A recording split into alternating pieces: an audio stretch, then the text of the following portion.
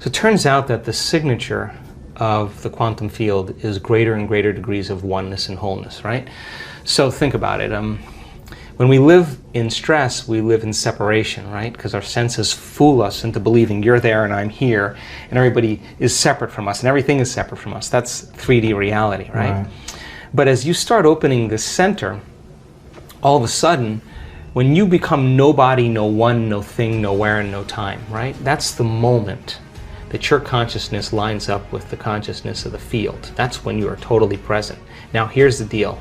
If I can get people to believe that just because they can't see something doesn't mean it doesn't exist, if they can just connect and pay attention to that field and stay present with it and become more aware of it, moment after moment after moment, every interaction with that invisible field, every experience lays down new circuits in their brain for them to perceive more of it, right? So then as they keep their attention on it, they start moving closer and closer to it, so they experience less separation and more oneness and wholeness. So then when that happens, there's a cascade of all kinds of physical and chemical and energetic things that begin to happen. So for me, the best way that I can describe that field is it's intelligent love. It's greater levels of order and unity and oneness. And when you strike it and you hit it, it is the most incredibly electric feeling you will ever have. It is the most familiar, unfamiliar feeling you will ever have. You will swear that you are ancient in that moment, and you will connect.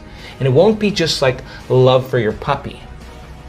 You will feel it in every single cell of your body. And I mean like a vibration, a coherence where your body becomes electric. And the only way we can describe that is love. You taste that one time. You want it all the time. Here's what I say. I always say, the first time it happens, the first time it happened to me, and every time since, when I come back to my senses, I always say the same thing. Joe Dispenza, you got this all wrong. Because some veneer, some conditioning is lifted. You start realizing that the way you think life isn't that way. So now, when I've had those moments, Louis, I have said, there cannot be any more love than this until the next experience. Till next time. I mean, how much is there, right? I mean, wow. you get super humbled. When was the last time?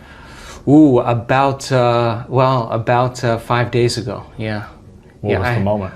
Ooh, I just had a very profound mystical experience. I was, I'll tell you the short story. And how often does it happen also? I don't know. I mean, I live for them. Yeah. So you try to do it every month if you can? Or no, weekly? I just do the meditations, and then when they happen, if I'm just in the right place and I don't have a plane to catch or an email to answer, and I have a little laxity and I can kind of surrender into the moment, I just, I had this incredible, I don't know how to describe this, but there was a geometric pattern, like mandala, I don't know what it was, and it moved right through my entire body, and it was like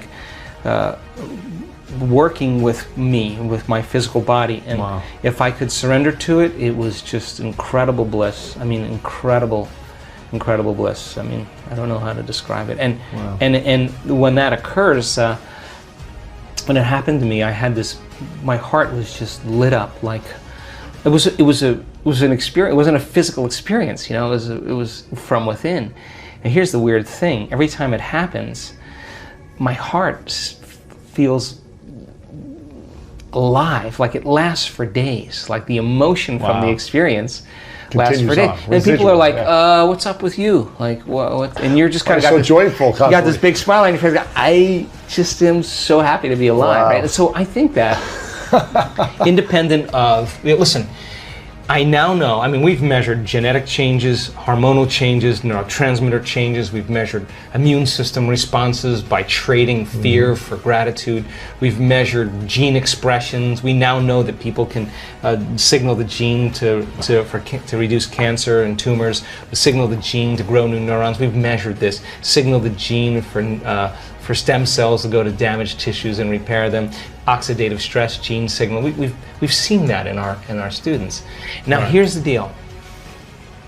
After all of those studies in the last 6 years, you can't tell me you're too old to do this work. Can't tell me that. We got people in their 80s doing miraculous things. Can't tell me you're too sick to do this work. We got people that were at the end of their life, stage 4, and turn that battleship around. Wow. You can't tell me that you had too turbulent of a past to do this work. People that were really rough pasts that are now free. You can't tell me you've never meditated before. We have people who have never meditated before, the most profound mystical experience. Wow. You can't tell me you're too overweight, too underweight, too out of shape, too in shape. You can't tell me that anywhere, because all colors, all races, everybody can do it. That's the cool part about it. And when you get a community of people together and you move them from one state of mind to another, there's this moment, and I can almost predict when it happens, the second or third day, where people just start hooking up. And then when they start hooking up, we're seeing now in our events. I mean, a lady that was blind from birth, 5% vision, by the end of the event was seeing. I mean, wow. How do you explain that? We had 3 people in the last 2 events that were deaf. They're hearing now. Wow. People with crutches that were limited, or walking without crutches and canes, spinal cord injuries, I mean, Parkinson's disease, in a week. Like, that's gotta be, like, wow. It doesn't wake you up to what's possible. And you're witnessing a tumor on a woman's thyroid that was there at the beginning of the event, is gone at the end of the event. I mean, wow. like, you gotta scratch your head and just go, wow, reality isn't at all the way I think it is, right? And so there's this humility that comes, like, well, I don't know anything, but I'm willing to go down, push the envelope a little bit more. So we're only as good as our ability to execute this, right? But as we get better consistency at it, of it too, yeah. I'm all about consistency, and I'm be the first guy to say, do the blood test, do the scan, let's do the test to make sure that it's just not in your mind, it's in your brain. Yeah. Let's know.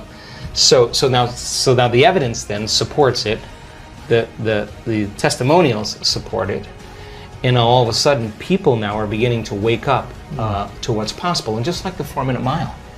The 4-minute mile was broken. Once it was broken, we pierced the veil, and everyone did it. So we're just seeing now this same thing. We've pierced the veil, and people are just all in. They're not 50% in, they're all in, and by goodness, we're creating this kind of wake and momentum, but not just for healing, but for creating new jobs and new relationships, new opportunities, abundance, everything, yeah. Whatever it is that they want. People come to the work for all kinds of reasons, and I don't really care, but by the time they start doing the work, all they really want to do is give.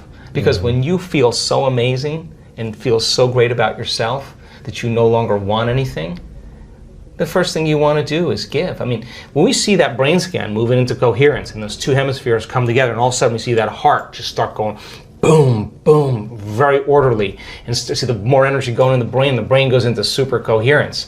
You can walk around and look at that person who's getting the brain scan, and there are tears of joy rolling down her face. She's feeling so whole that it's impossible to want. How can you want when you're whole? Now you feel like you already don't need anything. You feel like you have it already. That's the moment the magic happens. So she's no longer creating from lack and duality and separation. Scarcity, yeah. A scarcity. She's feeling like it already happened. And that's a very profound signal in the field. That's dropping a big stone in the water and it's producing some big waves. And things are starting to manifest. She's attracting synchronicities, right, everything. Yeah, now she's drawing it to her. So then, if you're doing that, to answer the original question, is that then if you keep practicing that, then you got to get up and maintain that modified state of mind and body your entire day. And it's just a practice. And as you do that and you start seeing all the fun things happening, it's not like, oh, I got to go create my life today. Right. You're like, I got to go because I don't want the magic to stop. So I just do it because I love the crazy, magical, wonderful things that happen that I would just never anticipate in my life. And so people are catching on to it, and they start coming for one reason. They want money or they want health, but it's not about your money. It's not about your health. It's not about your new relationship. It's not even about the mystical moment. It's about who you become in the process. Because overcoming all those limitations to become somebody else, nobody can take that away from you. Wow.